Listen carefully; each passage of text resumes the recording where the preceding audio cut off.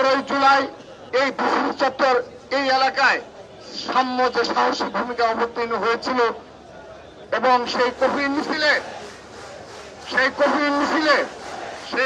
মিছিলে সাম্য যে সাহসী ভূমিকা অবতীর্ণ হয়েছিল তার সেই সাহসী ভূমিকার কারণে ঢাকা বিশ্ববিদ্যালয়ের সাধারণ শিক্ষিত সেই সাহসিকতার সহিত পুলিশ র্যাবকে মোকাবেলা করেছিল এবং এখানে সেই কর্মসূচি সফল করেছিল।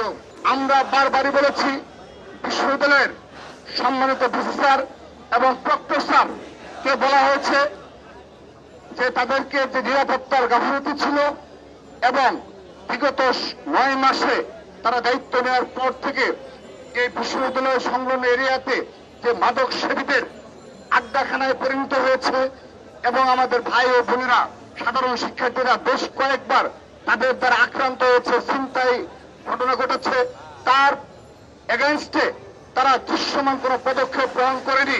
আপনারা লক্ষ্য করে থাকবেন শরীয়ত উদ্যানে কোন অনাকাঙ্ক্ষিত ঘটনা ঘটলে বিগত ফ্যাসিস্টের আমলেও বিশ্ববিদ্যালয় প্রশাসন অবশ্যই ব্যবস্থা গ্রহণ করেছে এবং বিডি পুলিশ যৌথভাবে তার বিরুদ্ধে ব্যবস্থা গ্রহণ করেছে।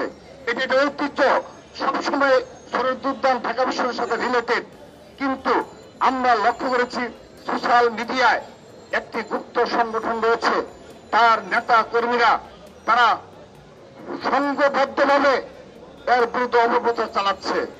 প্রিয় উপস্থিতি, আমাদের আজকের এই অনুষ্ঠান কর্মসূচি থেকে আমরা ব্যর্থহীন ভাষায় বলতে চাই বিশ্ববিদ্যালয়ের সম্মানিত ভিসি স্যার এবং প্রক্টর স্যার আজকের দিন পর্যন্ত তাদের যে নিরাপত্তার যে সংকট ঘাটতি ছিল সেই তার স্বীকারোক্তি কিংবা সে ধরনের কোন ব্যাখ্যা তারা প্রদান করেনি। আমরা নিন্দা জানাচ্ছি, তারা নীরব ভূমিকা পালন করছে, আমরা নিন্দা জানাচ্ছি। সম্মানিত উপস্থিতি, সেই সাথে আজকের এই কর্মসূচির মাধ্যমে আমাদের যে নিরাপদ ক্যাম্পাসের দাবি, সেই নিরাপদ ক্যাম্পাসের দাবিতে ইতিমধ্যে তাদের 2-1টি পদক্ষেপ আমরা লক্ষ্য করেছি।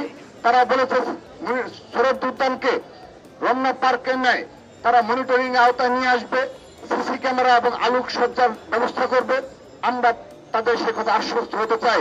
কিন্তু নিরাপদ ক্যাম্পাসের দাবিতে আরো অনেকগুলো বিষয় রয়েছে, সেই বিষয়গুলিতে তাদের কোনো মনোযোগ রয়েছে কিনা সে বিষয়ে সংশয় রয়েছে আমাদের।